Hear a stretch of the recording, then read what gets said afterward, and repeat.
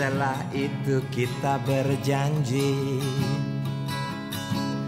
tadi pagi, esok hari atau lusa nanti, Garuda bukan burung perkutut, sang saka bukan sandang pembalut. Dan coba kau dengarkan, Pancasila itu bukanlah rumus kode buntut yang hanya berisi harapan, yang hanya berisi khayalan.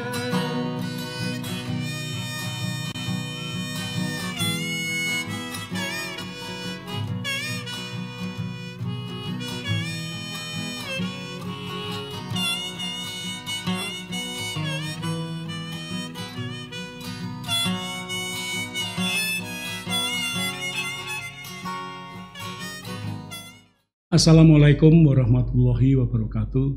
Salam sejahtera untuk kita semua. Salam kebajikan. Om Swastiastu. Om Swastiastu. Para pemirsa sebangsa dan setanah air, pada saat ini kita berjumpa lagi dengan acara podcast Saatnya Cendekiawan Bicara, sebagai rangkaian podcast sebelumnya. Di podcast sebelumnya kita telah bicara ranah tata nilai dan ranah tata kelola dalam konteks paradigma Pancasila untuk membangun peradaban. Aliansi kebangsaan selama ini sudah bekerja sama dengan berbagai mitra strategis untuk bicara bagaimana membumikan Pancasila, bagaimana mengimplementasikan Pancasila di dalam pembangunan nasional. Dan hal ini merupakan satu upaya para cendekiawan untuk bagaimana membuat Pancasila ini betul-betul menjadi satu ideologi kerja atau working ideology. Nah, dalam konteks ini Pancasila sebagai working ideology itu mencakup tiga ranah pembangunan peradaban, yaitu ranah tata nilai atau mental kultural, ranah institutional political atau ranah tata kelola, dan material technological atau ranah tata sejahtera. Nah, pada saat ini kita kehadiran dua narasumber. Yang pertama adalah Bapak Pontjo Sutowo. Selamat datang Pak Pontjo. Bapak Pontjo Sutowo ini adalah Ketua Aliansi Kebangsaan. Dan yang kedua narasumber kita adalah Bapak Idewa Puturai. Beliau pengurus Aliansi Kebangsaan yang pernah bertugas di Bappenas sebagai Deputi Polhukam. Dan saya kira kita sangat beruntung pada hari ini, pada saat ini kita kehadiran dua narasumber yang sangat mumpuni di bidang tata sejahtera di dalam ranah peradaban ini, pembangunan peradaban ini. Baiklah, sebagai awalan, memang tiga ranah pembangunan peradaban Pancasila ini sebetulnya adalah bagaimana kita bisa menjadikan Pancasila sebagai tolok ukur paradigmatik di dalam pembangunan nasional. Nah, disitulah kita ingin mendalami hari ini di ranah tata sejahtera, bagaimana pandangan-pandangan para narasumber ini mengenai hal tersebut. Saya kira saya tidak akan memberikan penjelasan terlalu banyak. Hari ini saya akan langsung pada Bapak Pontjo Sutowo dengan beberapa hal yang perlu mungkin akan dijelaskan, yang yaitu dalam tata sejahtera ini kita tahu bahwa para pendiri bangsa ini mempunyai satu niat atau komitmen yang tinggi ya, mengenai Pancasila ini. Lalu kemudian kami ingin mendengar lebih lanjut dari Pak Pontjo, apakah yang dimaksud dengan ranah tata sejahtera tersebut? Ya. Apakah Pak Pontjo bisa memberikan elaborasi bagaimana konsep kesejahteraan umum menurut Pancasila. Silakan Bapak. Terima kasih Pak Pras. Saya kira kalau kita bicara pembangunan nasional, dan khususnya pembangunan dalam ranah tata sejahtera, artinya pembangunan yang lebih bersifat fisik, apa yang kita lakukan. Indonesia itu negara yang majemuk. Oleh karena itu, negara ini diharapkan bisa menjadi negara sejahtera. Artinya kesejahteraan itu bagi seluruh manusia masyarakat, tidak untuk perorangan. Itu salah satu spesifikasi dari keinginan para pendiri bangsa ini. Oleh karena itu kalau kita membangun, persoalannya bukan hanya growth atau pertumbuhan, tetapi bagaimana pertumbuhan itu dilakukan oleh siapa dan hasilnya untuk siapa, gitu. Itu perlu gitu. Ini yang perlu barangkali kita pelajari. Dan untuk itu kita harus kembali kepada Pancasila sebagai ideologi dasar negara kita untuk dijadikan patokan. Pancasila itu adalah satu nilai yang mampu mempersatukan kemajemukan itu. Tanpa Pancasila tentu kita tidak akan mampu mempersatukan yang banyak ini. Karena Indonesia itu punya ciri khas, sangat majemuk. Oleh karena itu Pancasila itu tugas pokoknya mempersatukan yang majemuk. Artinya dalam bahasa sederhananya, mampukah Pancasila itu mencari titik-titik temu di antara yang majemuk itu. Tanpa titik temu, maka tidak akan yang berbineka ini bisa bersatu. Itu tugasnya. Dan di atas titik temulah kita akan melakukan kita akan menetapkan titik temu itu sebagai satu landasan untuk kita berpijak. Ya, sekali itu titik temu tadi otomatis menjadi titik tumpu untuk tindakan lebih lanjut. Dan oleh karena itu juga, karena Pancasila itu adalah cita-cita bentuk masyarakat yang kita akan tentu dia akan menjadi titik tuju.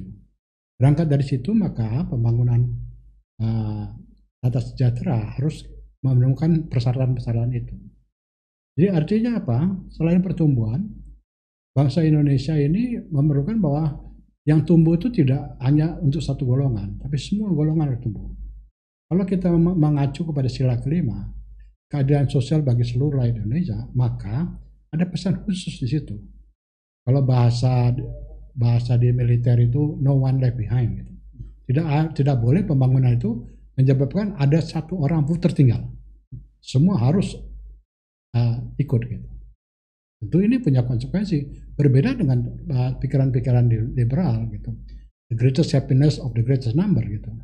Artinya the greatest happiness gitu, ada sekelompok kecil yang tidak ikut gitu. Kalau kita tidak boleh, kita harus semua. Tidak boleh ada yang ketinggalan, harus semua ikut. Itu persoalan pertama. Yang kedua tentu kita mesti melihat nanti hasil-hasil itu. Negara kita ini punya, bangsa Indonesia ini punya keunggulan khusus. Maka membangun tata sejahtera itu kita harus bertumbuh pada keunggulan itu. Dalam kebinekaan Indonesia ini, Indonesia mempunyai budaya yang sangat ampuh, sangat unggul. Itu kita masyarakat yang suka bergotong royong. Oleh karena itu, ekonomi harus dibangun sebagai usaha bersama, sebagai bergotong royong gitu. Sering kita mendengar atau barangkali bahasa lain semangat kooperatif gitu. Hanya barangkali sering kita bicara kooperatif diterjemahkan menjadi kata benda, jadi kooperasi gitu. Hal itu kan sebetulnya kata kerja, kita kooperatif. Jadi atas sejarah kita gitu harus menghasilkan bagi semua orang dan harus merupakan usaha bersama gitu. Nah itu saya kira hal-hal yang membuat desain yang diharapkan gitu. Baik Pak Poncol, saya kira tadi Bapak sudah menjelaskan ya bahwa dengan kemajemukan negara kita, Indonesia, kemajemukan budaya dan sebagainya, perlu adanya satu semangat yang kooperatif, gotong royong di dalam bagaimana kita bisa memajukan tata sejahtera, tapi untuk semua, untuk seluruh rakyat. Nah, saya akan masuk ke Pak Putu ya. Ini lalu kemudian kira-kira kalau prinsip-prinsip yang disampaikan Pak Ponco tadi ya, peran iptek sejauh mana Pak ini bisa Bapak jelaskan untuk negara seperti Indonesia Pak? Ya, terima kasih Pak Pras. Sebagaimana tadi sudah disampaikan Pak Ponco Pak ya. Kalau kita telusuri dari cita yang ingin diwujudkan tentang kesejahteraan oleh para pendiri bangsa, itu kan kesejahteraan umum yang berkeadilan. Artinya kesejahteraan bagi setiap orang Indonesia tanpa kecuali, tadi sudah disampaikan Pak ya. Jadi dalam hal kesejahteraan ada dua persoalan mendasar menurut saya Pak ya. Yang pertama, bagaimana menumbuhkan kesejahteraan itu. Tadi sudah disampaikan Pak Ponco dengan prinsip-prinsip membangun ekonomi merdeka, ekonomi inklusif berdasarkan gotong royong Pak ya. Tetapi ada persoalan lain juga yang sama pentingnya, yaitu bagaimana mendistribusikan kesejahteraan itu. Selain tumbuh, tentu harus didistribusikan secara berkeadilan. Itulah makanya berdasarkan Pancasila, itu tidak boleh ada ketimpangan ya, antar pendapatan, antar wilayah, termasuk antar generasi Pak. Jadi tidak boleh generasi yang sekarang menghabiskan semua sumber daya tanpa memikirkan keadilan generasi berikutnya. Itu prinsip Pancasila. Nah, karena perkembangan sekarang kan perkembangan teknologi Pak ya sudah demikian maju. Tadi juga sudah disampaikan Pak Ponco, kita memiliki keunggulan sumber daya alam yang luar biasa, tapi nampaknya kita belum menggunakan teknologi untuk memberikan nilai tambah kepada sumber daya alam kita gitu. Negara-negara yang, kalau kita perhatikan Pak ya, negara-negara yang lebih dulu maju di bidang ekonominya dan mampu mensejahterakan rakyatnya, pada umumnya sudah memanfaatkan teknologi Pak ya. Lihat saja misalnya Finlandia, Korea Selatan, Singapura. Singapura kan nggak punya sumber daya alam Pak. Tetapi karena dia memanfaatkan teknologi, justru dia mampu mensejahterakan rakyatnya. Dan kita selama ini harus kita akui, kita masih banyak ya, pengelolaan sumber daya alam atau ekonomi kita bertumpu pada sumber daya alam Pak. Masih kecenderungan itu masih ada, belum memanfaatkan teknologi. Padahal teknologi sekarang ini sudah menjadi determinan faktor bagi kemajuan peradaban sebuah bangsa. Teknologi juga sudah menyebabkan terjadinya transisi dari ekonomi yang berbasis sumber daya alam menuju ekonomi yang berbasis sains dan teknologi atau sering disebut knowledge based economy. Oleh karena itu, menurut saya tidak ada pilihan bagi bangsa Indonesia ini kecuali harus memanfaatkan teknologi itu. Padahal bangsa ini dulu Pak terkenal dengan penguasaan teknologinya yang tinggi. Bayangkan zaman Sailendra, bangsa ini mampu membangun Borobudur. Tanpa penguasaan teknologi rasanya mustahil Pak ya. Itulah dari penelitian itu akhirnya diketahui ternyata penguasaan teknologi kita zaman itu sudah begitu tinggi. Minimal penguasaan binary code gitu ya. Kalau tanpa itu nggak mungkin Pak. Tapi kalau kembali ke Pak Ponco ya, mengenai yang disampaikan Pak Putu, penguasaan teknologi dan sains terutama untuk mendorong bagaimana kita bisa memajukan kesejahteraan rakyat yang berkeadilan, menurut Bapak selama ini apa yang menjadi kelemahan di dalam konteks koordinasi, misalnya peran pemerintah, dunia usaha dan sebagainya? Kita punya beberapa kendala ya. Kendala pertama itu lebih bersifat kultural, persepsi. Bahwa mungkin kita sudah terlalu dimanja dengan kekayaan alam, di mana kekayaan alam itu membuat negeri kita dijajah. Bukan memberi manfaat, justru orang lain ingin mengambil kekayaan alam, itu dijajah. Itu sudah terbukti gitu. Nah, kita mesti lihat kenapa itu bisa terjadi dan apa akibat dari itu. Mesti ada perubahan mindset dulu. Bahwa bangsa yang menguasai teknologi akan mampu menjajah bangsa yang tidak punya teknologi. Itu hukum besinya. Nggak bisa ditawar itu. Siapa yang pintar akan menjajah yang bodoh. Gitu. Oleh karena itu, bersatu kita mesti paham dulu bahwa teknologi itu sesuatu prasyarat yang harus kita penuhi. Tidak bisa tidak. Yang kedua, barangkali dalam konteks teknologi kita mesti lihat teknologi tidak akan bisa berkembang di hanya di universitas.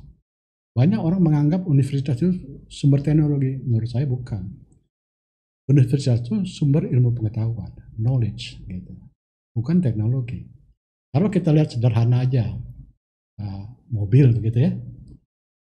Apa betul hanya satu knowledge membangun mobil? Ada beberapa ribu knowledge yang diperlukan untuk membangun mobil gitu. Dan knowledge itu digabungkan, itulah yang disebut teknologi gitu. Ada metallurgy, ada combustion engine, ada electric motor, semua itu dikombin menjadi gitu. Dan di sini barangkali yang perlu saya ungkapkan, yang bisa mengembangkan teknologi itu domainnya bukan universitas, bukan laboratorium, bukan lembaga riset, tetapi dunia usaha. Oleh karena itu, kalau dunia usaha kita tidak maju, tidak mungkin teknologi kita berkembang. Dalam konteks ini, barangkali kita punya kendala besar. Kita harus berubah. Selama ini dunia usaha itu, persepsi masyarakat adalah komunitas yang egois begitu, maunya sendiri aja. Pokoknya dia untung, orang lain mau nggak untung, silakan gitu. Itu tidak gitu. Dan walaupun sekarang sudah lumayan dunia usahanya, peminatnya, generasi mudanya sudah mau jadi pengusaha, tetapi saya masih melihat ada satu kendala lagi. Pengusaha-pengusaha Indonesia itu masih motivasinya uang. Jadi kalau dia mau berusaha, mana usaha yang paling menghasilkan uang? Padahal kita memerlukan teknologi. Bukan dia mau berusaha, teknologi apa yang saya kembangkan gitu. Di sini ada gap. Karena di kaca pengusaha usaha, yang penting uang buat saya gitu. Maka bangga ada berapa depositonya, ada berapa asetnya gitu. Tapi tidak pernah bangga dengan teknologi apa yang dikembangkan gitu. Kita lihat di luar negeri seperti pendiri Apple ini, Steve Jobs gitu. Orang nggak tahu hartanya Steve Jobs berapa banyak, tapi produk-produknya orang tahu persis apa yang dihasilkan Steve Jobs. Dan dia bangga dengan produk-produknya gitu. Saya nggak tahu apakah masyarakat Indonesia tahu pengusaha-pengusaha itu teknologi apa sih yang dikembangkan gitu. Itu menunjukkan satu defisiensi, ada satu cara pandang yang masih perlu dirubah. Tanpa itu tidak. Dan kalau dunia usahanya tidak ada, semua upaya-upaya itu akan mustahil bisa kembangkan. Dan dunia usaha itu tidak mungkin kita bagi-bagi, yang kecil, yang besar, enggak. Mereka itu blended, bersatu. Ya, pasti ada yang besar, pasti ada yang kecil. Enggak mungkin semua sama besar sama kecilnya gitu. Itu yang barangkali memerlukan cara pandang baru bagi kita untuk bisa maju ke depan karena teknologi itu. Tanpa itu saya kira kita tidak gitu. Dan teknologi ini berkembangnya itu berlipat lebih cepat gitu. Jadi baik, saya kira Pak Ponco ya, ini ada satu hal yang saya ingin kembali ke Pak Putu ya, mengenai pemanfaatan teknologi tadi. Pak Putu tadi menyampaikan pergeseran atau perubahan mindset dari resource based economy atau resource based development atau apapun menjadi resource based menjadi knowledge based economy. Nah, mungkin Bapak bisa sedikit menjelaskan merubah mindset ini kan tidak mudah nih. Langkah-langkahnya kira-kira bagaimana Pak untuk mencapai ke sana? Ya, jadi kita sudah sepakat Pak ya bahwa bangsa ini memang harus menuju ke ekonomi berbasis pengetahuan atau knowledge based economy. Karena banyak bukti bahwa negara-negara yang sudah bertransisi menuju ekonomi berbasis pengetahuan itu relatif lebih maju dan lead di pergaulan bangsa-bangsa di dunia gitu. Jadi bagi kita rasanya tidak ada pilihan bagi bangsa ini harus menjadikan knowledge based ekonomi itu sebagai suatu gerakan nasional. Nah, kuncinya di mana? Kuncinya pengetahuan atau penguasaan teknologi, Pak. Tapi justru kita lemah di situ. Gitu. Mengapa kita masih tertinggal di bidang penguasaan teknologi? Antara lain tadi sudah disampaikan Pak Ponco, Pak ya. Dari penelusuran saya atau dari pengamatan saya, antara lain penyebabnya adalah sistem inovasi nasional itu belum bekerja sebagaimana yang diharapkan. Sistem inovasi nasional itu di dalamnya ada masalah kelembagaan yang sering kita kenal dengan triple helix, ya.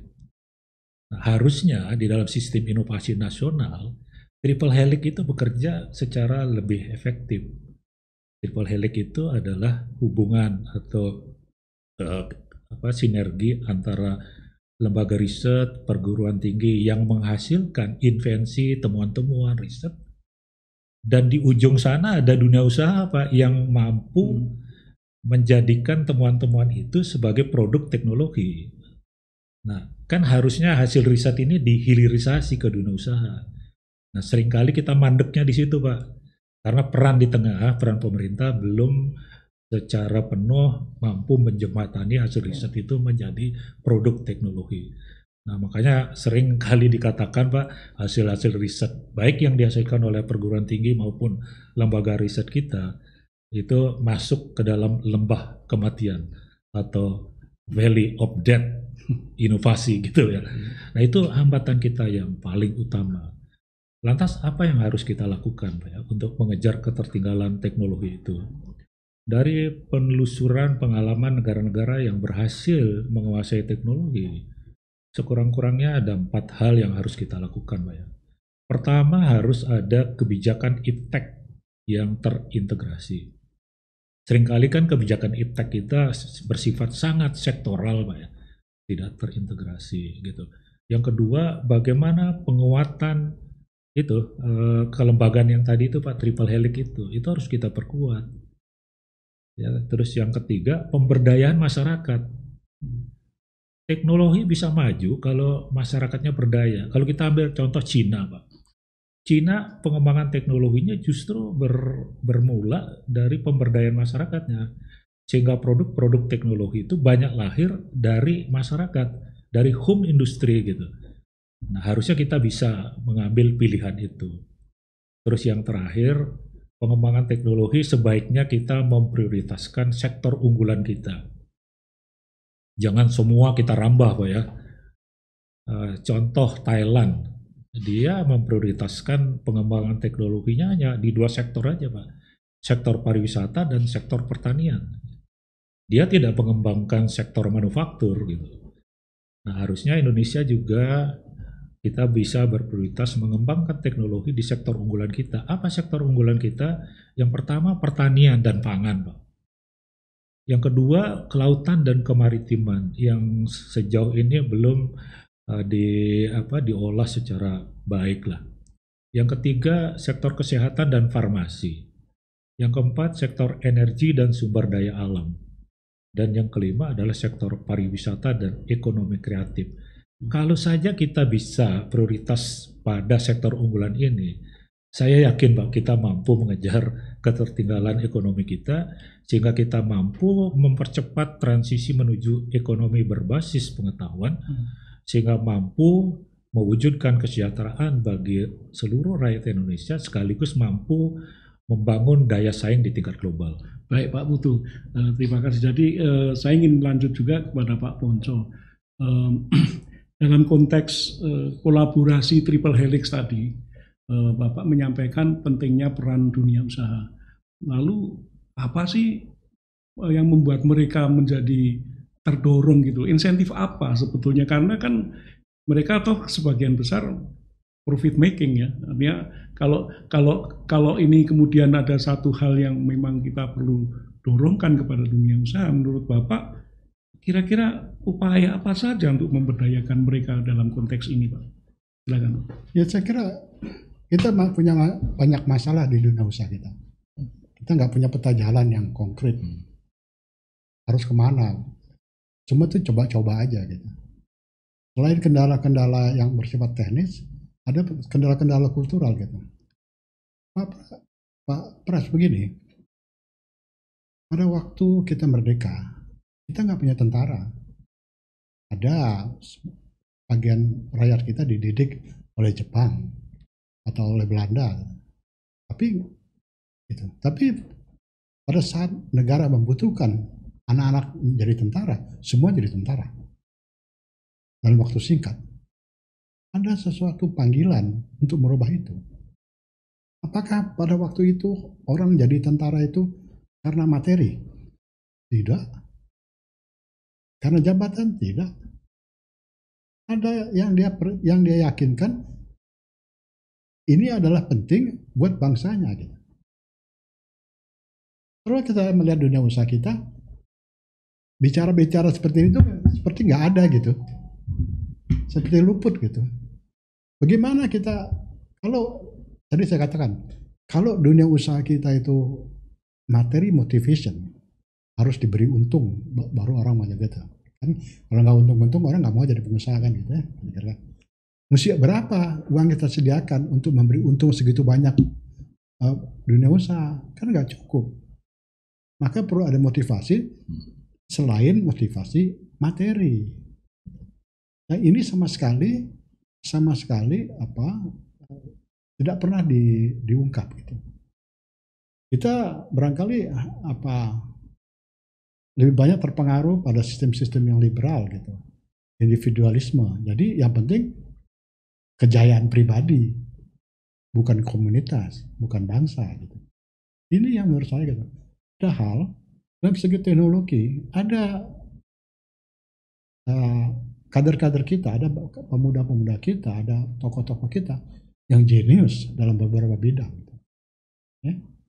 Saya bisa bilang contoh Pak Habibie itu jenius dalam soal pesawat terbang itu. Termasuk orang jenius, bukan orang sembarangan. Gitu. Yang artinya ahli pesawat terbang dari negara manapun bisa sejajar gitu. Loh, kenapa individualnya ada, tapi komunitasnya nggak ada gitu. Itu yang harus kita lihat ya. Kalau kita semua nggak punya bakat, ya udahlah, kamu memang nggak punya bakat jadi pengusaha gitu. Negara kita nggak punya bakat. Tetapi ada orang-orang jenius gitu. Tetapi komunitasnya belum gitu. Jadi kita ada perlu melakukan social engineering untuk merubah ini gitu. Jadi tidak, ya walaupun secara tata kelola negara barangkali kita perlu undang-undang, perlu peraturan, tetapi saya kira jauh dari itu kita ada perubahan cara memandang gitu. Tidak mungkin kita bisa mempunyai jumlah pengusaha yang cukup dalam arti kuantitas maupun kualitas kalau motivasinya hanya uang. Bagaimana merubah itu? Itulah pertanyaan yang harus kita jawab bersama. Bagaimana kita bisa merubah masyarakat mau? Anak-anak kecil pengen jadi tentara, bangga jadi. Tentara gajinya kecil, risikonya banyak, tapi bangganya luar biasa. Tapi pengusaha kan nggak mau dagang ini, nggak untung, untungnya kecil, ngapain gitu. Itu kan cara pandang yang masih belum berubah. Gitu. Kalau kita belajar kan, kita boleh bangga sama TNI. TNI kita ini boleh dijajarkan oleh armed forces dimanapun di seluruh dunia. Gitu. Dia boleh kalah dalam teknologi, tapi dalam semangat, dalam sikap nggak kalah. Gitu. Ya hebat gitu. Masa negara ini cuma bisa bikin TNI, nggak bisa bikin pengusaha? Ini pertanyaan yang harus kita jawab. Gitu. Kalau bicara roadmap tadi yang Bapak sampaikan ya mengenai roadmap di dunia usaha itu mungkin Bapak bisa sedikit memberikan elaborasi. Kira-kira bayangannya seperti apa gitu? Ya saya kira begini, roadmap ini harus dimulai dari pendidikan dasar. Bahwa teknologi itu perlu buat bangsa ini, dan oleh karena teknologi itu berkembang di dunia usaha, maka dibutuhkan oleh pengusaha-pengusaha yang tangguh. Mindset itu harus dibangun dulu. Tanpa mindset itu sifatnya cuma technicality. Ya. Saya selalu mengambil contoh TNI gitu. TNI boleh hebat tuh. Apa TNI bisa hebat tanpa Sabta Marga? Apa fungsinya Sabta Marga dalam TNI? Cuma 7 kalimat. Tapi itu merubah mindset. Gitu. Nah itu yang perlu kita bangun. Dunia usaha itu mesti punya apa sikap dasar apa yang harus dia pegang gitu. Di situ bahwa bangsa ini sekarang justru pertempuran itu dia ada di dunia usaha. Pertempuran itu tidak lagi bersifat fisik di militer gitu. Atau bukan hanya sekedar juara-juara di kecerdasan matematik apa itu, tidak. Dunia usaha yang harus mampu bersaing gitu. Kalau dunia usaha kita mampu bersaing, banyak perubahan yang bisa kita selesaikan. Situ persoalannya. Baik, nah Pak Poncol, terima kasih. Kembali ke Pak Putu ya, mungkin Bapak bisa menambahkan beberapa hal ya terkait dengan peran dunia usaha tadi. Sebetulnya bagaimana kemudian membuat efektif dari triple helix ya. Dan kan ini peran dunia usaha ini kan penting ya di dalam mendorong kesejahteraan yang berkeadilan tadi ya. Tapi kemudian langkah-langkah untuk mengefektifkan koordinasi triple helix itu kira-kira seperti apa, Pak? Karena apakah harus diperintah pakai inpres, perpres, undang-undang atau apa? Atau mungkin Bapak bisa menyampaikan coba ini. Ya mungkin saya sebelum menjawab itu Pak, barangkali saya sedikit menambahkan apa yang disampaikan Pak Punco tadi Pak ya. Dunia usaha memang harusnya menjadi sumber pengembangan teknologi. Jadi menjadi fungsi organiknya dunia usaha. Kita lihat saja lah Finlandia Pak. Teknologinya berkembang mulainya dari mana? Dari Nokia Pak, dunia usaha. Korea Selatan ya. Teknologinya begitu maju. Dari mana sumbernya? Dari Samsung, Pak. Semua dunia usaha. Nah, ini harus disadari oleh bangsa kita. Oleh karena itu, memang kita harus memajukan dunia usaha gitu. Baik dalam jumlah maupun kualitasnya. Tapi harus dipahami juga, Pak, teknologi itu sampai saat ini kita mengalami hambatan selain hambatan kultural, selain hambatan struktural yang tadi sudah saya sampaikan, kita juga menghadapi hambatan kultural. Dalam pengamatan saya, sekurang-kurangnya ada 2 hal hambatan kultural yang kita hadapi sekarang, Pak ya. Yang pertama adalah sikap minder, rasa rendah diri, merasa tidak mampu, ya, dari sebagian besar masyarakat kita. Saya tidak mengatakan semua ya, mungkin sebagian besar masyarakat kita. Akibat, menurut saya sih, ini merupakan akibat dari penjajahan yang panjang dari kolonialisme. Atau mungkin itu memang sengaja bangsa kita dibuat seperti itu. Ini hambatan kultural yang pertama, Pak. Terus hambatan kultural yang kedua, Pak ya, kalau boleh saya menyitir, saya lihat Pak ya, itu bukunya Simon Philpott tentang Rethinking Indonesia Post-Colonial Theory, Authoritarianism and Identity tahun 2000. Dia Philpott itu menengarai bangsa kita kurang mampu membangun mindset, Pak. Seringkali kita maju ini berdasarkan mindset orang lain. Jangan-jangan mindset kolonial gitu loh. Itu identitasnya si Philpott. Jadi ada 2 hal hambatan kultural. Nah, kalau kita ingin maju, tentu 2 hambatan kultural ini harus kita atasi, Pak ya. Termasuk dalam mengembangkan dunia usaha. Tadi kan Pak Ponco sudah menyampaikan mengapa dunia usaha kita kurang mampu memacu diri gitu untuk ikut berperan di dalam mengembangkan teknologi. Nah, selain itu juga ada menurut saya karena ekosistem inovasi kita juga belum efisien dan efektif, Pak. Ekosistem, Pak ya. Baik dari sisi regulasinya, sisi insentifnya, sisi kelembagaannya gitu ya.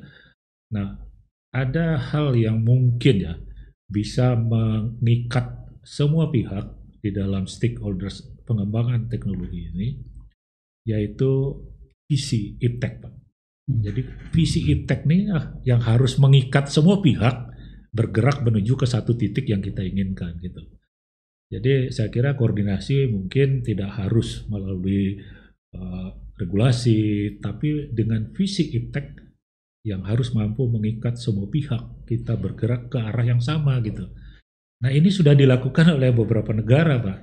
Malaysia sekarang sudah mempunyai visi IPTEK yang luar biasa gitu, sehingga dia lebih cepat penguasaan teknologinya. Baik Pak Putu.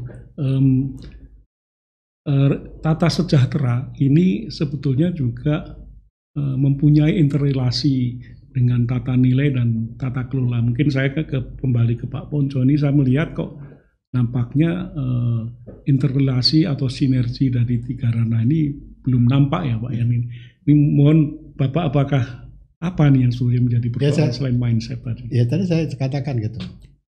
Problem kita kendala kultural. Kendala kultural tidak ada di ranah tata sejahtera, dia ada di tata nilai gitu. Jadi tanpa tata nilai berupaya untuk merubah mindset kita, ya pengusaha kita tetapnya kayak gini gitu. Karena itu ada di domain yang lain gitu. Tadi saya katakan itu. Tadi kalau triple helix itu juga tidak ada di dalam tata sejahtera, itu ada dalam tata kelola gitu. Nah, gitu. Itu menunjukkan bahwa 3 ranah itu interwoven, saling terkait.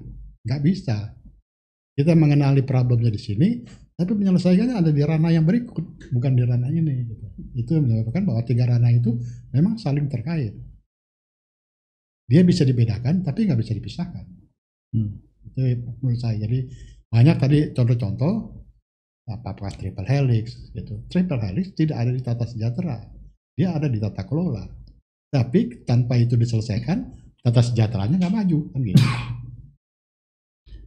Kalau menurut Pak Putu ya, itu apakah kita kemudian di dalam mendorong tata sejahtera itu perlu memprioritaskan sektor unggulan? Karena kan itu pick the winner ini kan saya kira juga banyak kontroversi ya mengenai itu ya. Mungkin apa yang mendasari itu sebagai Indonesia gitu ya. Kenapa kok Indonesia harus milih gitu ya? Tadi sudah saya sampaikan Pak, bagaimana strategi kita sebaiknya ya, strategi kita mengejar ketertinggalan teknologi kan. Antara yang pertama kan harus ada kebijakan iptek yang terintegrasi. Kemudian kedua, penguatan kelembagaan triple helix. Yang ketiga, pemberdayaan masyarakat. Dan yang keempat, prioritas pada sektor unggulan yang sudah saya sebutkan tadi. Gitu. Saya kira memang sektor unggulan yang kita miliki itu yang perlu kita perkuat lebih dulu, Pak. Kita jangan menyasar sesuatu yang belum jelas gitu. Tadi sudah saya contohkan misalnya Thailand, mengapa dia tidak mengembangkan manufaktur dulu? Mengapa tidak membangun pesawat terbang misalnya? Tapi mengapa dia memprioritaskan pengembangan teknologinya pada sektor pariwisata dan pertanian gitu. Justru hanya dengan 2 sektor itulah Thailand ekonominya maju, Pak. Vietnam juga begitu sekarang ini. Dia prioritas di 2 sektor. Jadi menurut saya kita prioritas pada sektor unggulan dalam comparative advantage yang dimiliki Indonesia. Bagaimana kemudian sektor unggulan itu kita rubah mampu meningkatkan kesejahteraan masyarakat Indonesia sekaligus meningkatkan daya saing global. Baiklah, jadi ada satu hal lagi Pak Ponco ini yang mungkin saya kira penting untuk diketahui oleh masyarakat luas. Bapak tadi menyampaikan bahwa pembangunan di ranah tata sejahtera ini seyogianya melibatkan seluruh rakyat. Nah, ini tidak mudah membayangkan itu. Lalu bagaimana ini kira-kira menurut Bapak dalam paradigma Pancasila ini melibatkan seluruh rakyat ini seperti apa sih? Jadi begini, saya mau ungkap satu cara pandang baru ya barangkali untuk kita melihat. Indonesia itu dari sumber daya alam, dari sumber daya manusia, kita katanya ada bonus demografi gitu. Artinya itu aset dong. Nah, itu aset. Belum keragaman kita, belum keunikan kita, belum macam-macam keunggulan kita, tetapi itu nggak pernah bisa direalisasikan menjadi satu kemakmuran bersama. Gitu. Ini barangkali memerlukan satu visi baru. Saya selalu melihat Sumpah Pemuda, lihat Budi Utomo itu kan ada sekelompok cendekiawan yang merubah visi Indonesia. Kita bertahun-tahun berjuang melawan Belanda, nggak menang-menang gitu. Tiba-tiba ada sekelompok cendekiawan merubah cara pandang bangsa Indonesia untuk melihat dirinya dan melihat lingkungannya. Berubahlah kita. Tanpa ada Budi Utomo kita nggak akan merdeka hari ini. Kita merdeka bukan karena ada bom atom di Jepang. Kita merdeka karena ada Budi Utomo. Ada perubahan cara pandang. Cara pandang ini harus kita lemparkan. Kita tuh punya potensi yang luar biasa. Gitu. Istilahnya kalau orang dagang, kamu punya aset tapi nggak tahu gimana ngurusnya gitu. Gitu. Ya. Seperti tikus mati di lumbung padi gitu. Lumbung mati kita tuh banyak aset yang kita tidak bisa lakukan. Gitu. Banyak sekali aset contoh-contoh yang sederhana yang kita bisa lakukan. Luar biasa. Nah ini memerlukan pandangan baru supaya kita lebih berani gitu. dengan pandangan-pandangan baru. Kadang kalau kita bikin terobosan teknologi, orang pemimpin bilang, nih teknologi baru saya, ini akibat saya gitu. Karena saya, ini teknologi ini maju. Indonesia tuh nggak bisa begitu. Indonesia tuh perlu satu leader yang bilang, mari kita sama-sama maju ke sana. Itulah kekuatan dari bangsa Indonesia. Saya bisa mengambil contoh 10 November. 10 November dari segi bukan hebatnya Bung Tomo, tapi partisipasi rakyat itu yang menyebabkan dia bisa berhasil. Gitu. Gubernur Suryo diberi tantangan oleh Inggris meletakkan senjata atau saya bom. Gubernur Suryo tanya sama pemerintah pusat, bagaimana putusan yang terambil? Jakarta bilang silahkan Anda putusin sendiri, kita lagi sibuk katanya. Itu dia putuskan, dia ajak semua orang. Itu luar biasa hasilnya. Kalau di bidang itu bisa begitu, saya bayangkan di bidang ekonomi luar biasa kalau kita bisa mampu. Luar biasa. Mungkin lebih hebat dari apa yang orang bisa bayangkan. Jadi saya nggak percaya bahwa nanti ada seorang jenius gitu tiba-tiba karena kejeniusan dia berbuat satu, semuanya berubah. Enggak, ini perlu seluruh komunitas gitu. Indonesia itu biasa begitu. Kita lihat kehidupan komunitas hebat. Kalau kita ngadepin banjir, nggak pernah itu ngadepin kelompok itu, semua masyarakat berpartisipasi gitu. Ambil bagian gitu. Nah, cara berpikir ini yang menurutnya mesti ditimbulkan gitu. Baru hasilnya bisa ada lompatan, ada leapfrog. Kalau cuman saya nanti kasih modal ini, nanti tabaskin, itu dia linear, dia berkembangnya, nggak ada lompatan gitu. Tapi kalau ini merupakan gerakan bersama, baru ada lompatan. Yang kita perlukan lompatan. Kalau nggak ada lompatan, kita linear, orang lain udah maju, kita masih di sini aja gitu. Kita perlu lompatan. Saya ambil contoh barangkali, Habibie bikin pesawat terbang, itu satu pikiran jenius berapa. Tapi beliau sendirian. Komunitasnya nggak percaya bahwa beliau mampu gitu. Akhirnya kan kita menghadapi nasib buruk.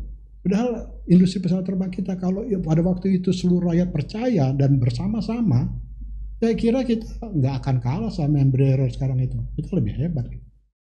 Itu menunjukkan bahwa memang metode di kita harus bersama-sama gitu. Tidak cukup ada seorang jenius bikin gitu ya. Mungkin kayak Elon Musk bikin gini, nanti no, we need seluruh komunitas sama-sama. Baru bisa menghasilkan sesuatu yang signifikan.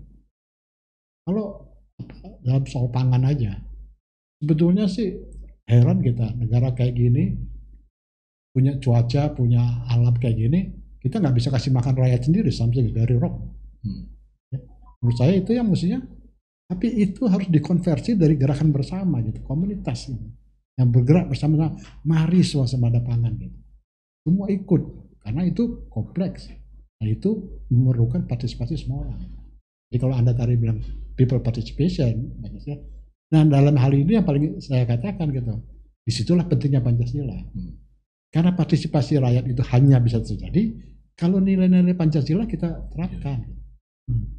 Nilai-nilai Pancasila bukan dipajang, nggak dipajang. Itu menjadi nilai itu kan kalau kita mengekspresikan itu seperti iluminasi gitu. Dia menerangin. Jadi kita bisa milih jalan mana. Nilai itu kan bukan hukum, harus begini, harus begini, tapi memberi panduan karena itu memberi iluminasi ke arah mana kita jalan. Jadi kalau kita memakai Pancasila, nilai-nilai Pancasila sebagai iluminasi, maka kita akan jelas bagaimana lompatan itu bisa terjadi, bagaimana kerjasama itu bisa terjadi. Jadi kalau kita bilang, gak usah pakai Pancasila, pakai yang lain juga bisa, itu liberal maju kok. Gitu. Dia maju untuk negara dia, untuk bangsa Indonesia agak beda gitu. Kita dengan Bhinneka kayak gini, kita nanti banyak buang tenaga untuk cekcok di antara kita aja, bukan dikonversi menjadi satu kinerja gitu. Disitulah barangkali kita memerlukan Pancasila. Untuk itu Pancasila kita perlu pahami bagaimana sih how it works gitu. Tidak sekedar cukup hafalan gitu. Hafalan itu anak TK itu. Saya lihat anak TK hafal tuh Pancasila. Gitu. That's not enough. Kita perlu lebih jauh. Gitu. Nah itulah saya kira kalau melihat komunitas, hanya dengan komunitas kita bisa meningkatkan. Untuk bisa berkomunikasi itu bergerak, itu kita perlu Pancasila. Gitu. Kalau kita mempunyai keyakinan seperti itu ya, artinya yang nilai-nilai Pancasila tadilah yang kemudian perlu kita tumbuh kembangkan ya. Nah, dalam hal ini tentunya akan benar-benar berarti bagi seluruh rakyat apabila bisa terwujud di dalam tindakan, dalam action. Di sini mungkin masih ada kekurangan ini. Bagaimana kemudian pengembangannya dari sisi keilmuan dan sebagainya? Mungkin Bapak bisa menyampaikan kira-kira langkah-langkah seperti apa nih? Ya, jadi gini, ideologi itu punya 3 tahapan. Tahapan pertama tuh dia merupakan mitos, keyakinan. Oh yakin gitu, semua orang yakin gitu. Tapi nggak bisa berhenti di situ. Ideologi itu harus menjadi logos, menjadi ilmu. Mengerti bagaimana cara kerjanya gitu. Bukan cuma yakin aja. Gitu. Kalau itu penyanyi Iwan Fals bilang, ini bukan kode buntut nih, tebak-tebak ini. Iya kan? Gitu. Ya, itu kan artinya itu harus dikonversi menjadi logos gitu. Tapi kemarin ada beberapa tokoh budayawan bilang, kita nggak boleh berhenti di logos. Banyak dia bilang, kita tahu lampu merah itu berhenti. Tapi nggak apa-apa lah kita jalan aja gitu. Itu kan etosnya belum terjadi gitu. Jadi dia selain menjadi logos harus menjadi pribadi, menjadi karakter, jadi etos. Baru semuanya jalan. Gitu. Karena kita nggak mungkin bikin peraturan, sibuk bikin peraturan. Saya ambil contoh sederhana aja, Pak Pras. Kita hari ini sibuk, ini datanya nggak ada. Ini peraturan belum dibuat, sibuk urusan bikin peraturan. Jenderal Sudirman itu memimpin rakyat Indonesia. Pada waktu itu gak punya alat komunikasi yang hebat. Perintahnya sederhana aja. Tolong jaga pekarangan masing-masing. Simple gitu. Itu dikonversi oleh para pengikutnya. Bagaimana menjadi etos. Jalan itu semua. Pak Sudirman nggak punya waktu cukup untuk membuat perintahnya begini, perintahnya begitu. Kita ini sekarang sibuk, bikin undang-undangnya belum ada, ininya belum ada gitu. Karena Pancasila itu belum menjadi etos kerja kita. Nah, itu barangkali yang harus kita bagaimana menyikapi dari dia mitos menjadi logos menjadi etos gitu. Dan dalam konteks inilah barangkali aliansi coba menyumbangkan satu jalan bagaimana supaya kita tidak berhenti di mitos, nanti bisa menjadi etos begitu. Kira-kira apa yang kita melakukan gitu. Ya. Oke, baik, terima kasih Pak Ponco. Saya kira diskusi kita pada saat ini sudah banyak sekali menyangkut masalah ranah tata sejahtera, dan mungkin sebagai penutup mungkin kami persilahkan Pak Ponco dan Pak Putu kalau ada closing statement kami persilahkan. Jadi begini, Aliansi Kebangsaan percaya bahwa perubahan terjadi besar bisa kalau ada kelompok kreatif minority. Contohnya Budi Utomo.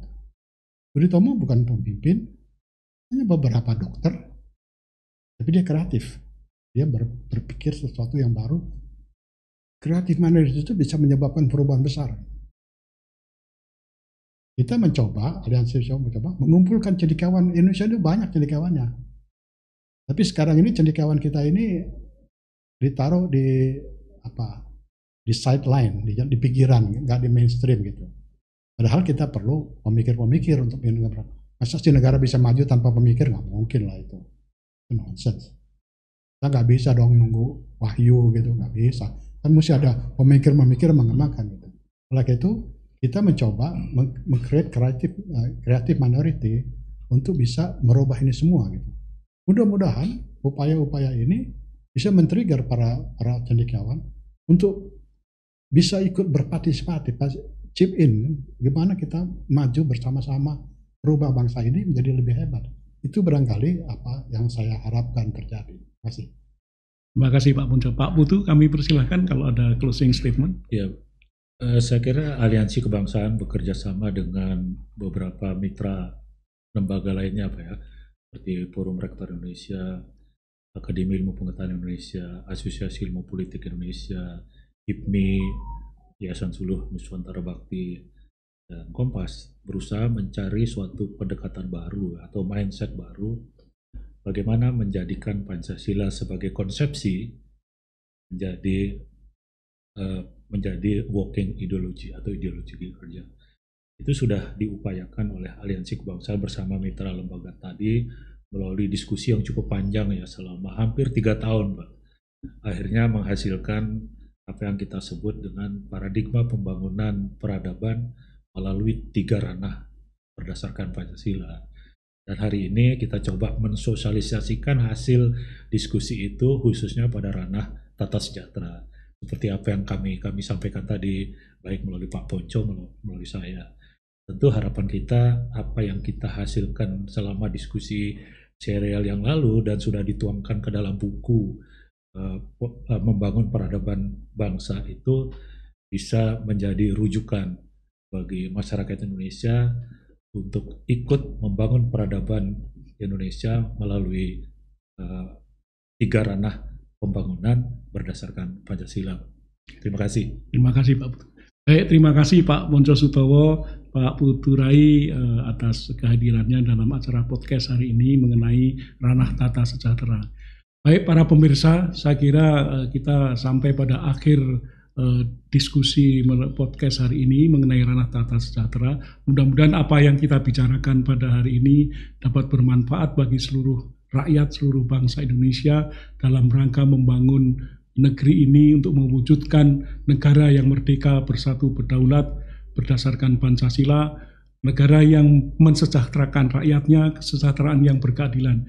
Terima kasih, mohon maaf apabila kekurangan dan ada kekurangan dan kekhilafan. Sekali lagi, wassalamualaikum warahmatullahi wabarakatuh.